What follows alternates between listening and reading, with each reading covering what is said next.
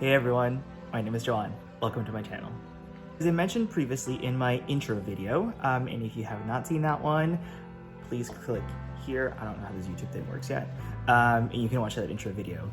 One of the things that I wanted to do is I wanted to document the channel as it grows, as it starts, as I develop it, as I set it up, as well as how I set up my little studio that you see behind me. Since I lost my job, one of the things that I'm trying to be very conscientious about is how much money I'm spending.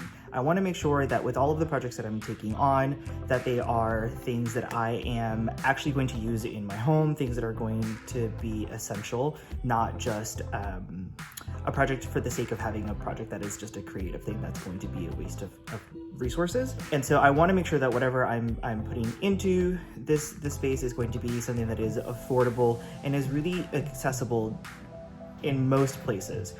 So what you'll see today is me building out this backdrop out of super common, very easy to find items that you can get from Target, Home Depot, IKEA, Walmart, Amazon, really anywhere, and it doesn't have to break the bank. I wanted to be able to use this to take pictures, to also switch out this background when need be, if it gets too messy behind me, just as an easy way and an affordable way to be able to just switch it out.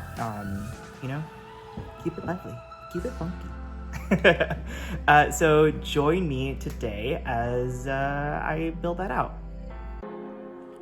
Here is a quick tour of the actual space that I will be using as the background in the first location for this backdrop.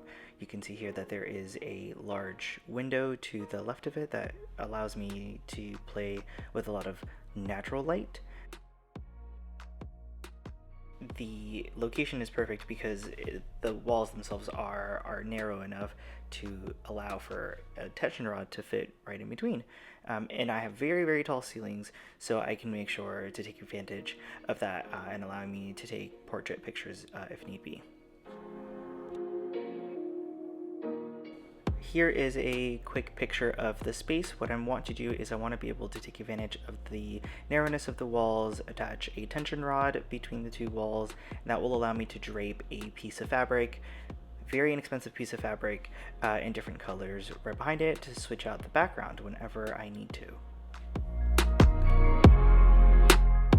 So for this project, what you'll need is about 3 to 4 yards of fabric, depending on how high you're going to hang this, some spring clamps, and a shower rod or a tension rod. And these are really inexpensive. You can purchase these at IKEA. All right, let's get this bad boy set up.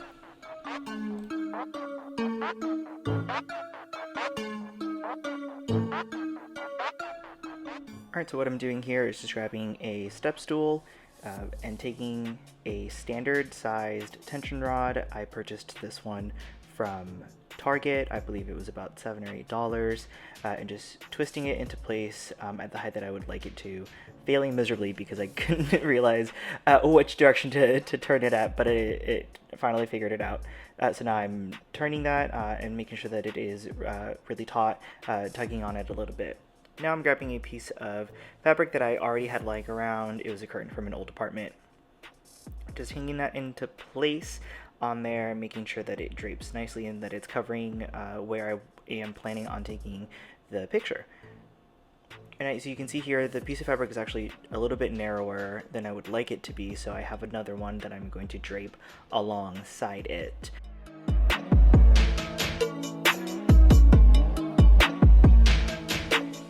So here I'm just taking those clamps, making sure that the fabric is secured onto that tension rod so nothing slips or falls. And this is going to be really crucial if you're planning on hanging these with a little bit less of an overhang as well.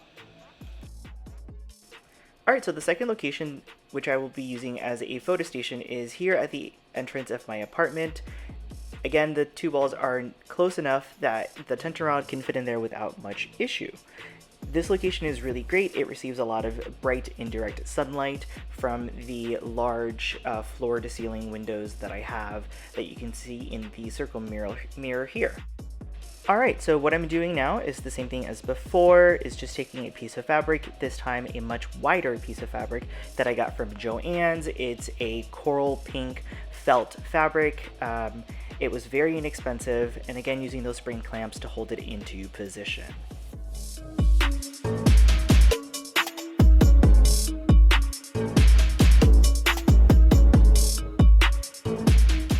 One of the benefits of having a setup like this with a tension rod instead of having those tripod looking apparatuses, or C-stands I believe is what they're called, is that it's very easy for me to be able to switch out the background color. So what I'm doing here again is just taking that piece of fabric down, going into my all-purpose closet and coming out with more colors. So in this case I've got blue and yellow as additional options that I can switch the background color to. Changing colors or backgrounds takes me approximately 10 minutes max.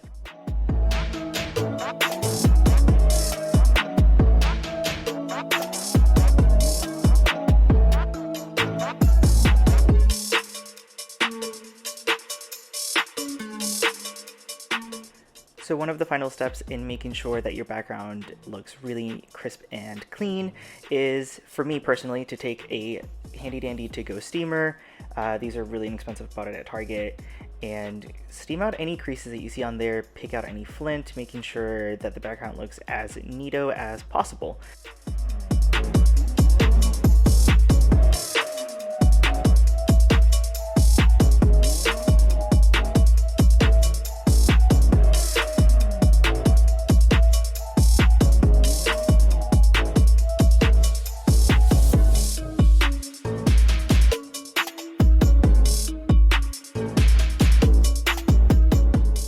So I'm just steaming out the last of the wrinkles, and voila!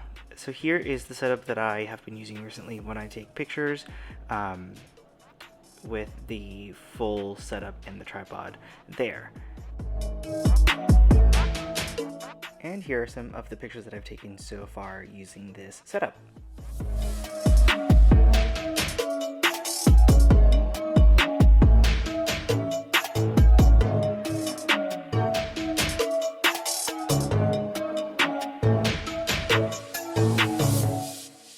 Thank you for joining me on this journey as I set up this backdrop, and as you saw, I've got now 2 locations where I can take pictures and set up video shoots or photo shoots.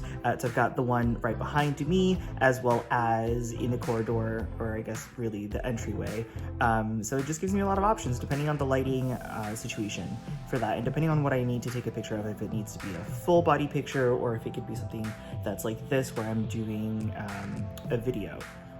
So, thank you again for joining me. If you liked this video, please click the subscribe button and hit that like button. And I don't know how to do this yet, so there's something about a notification bell.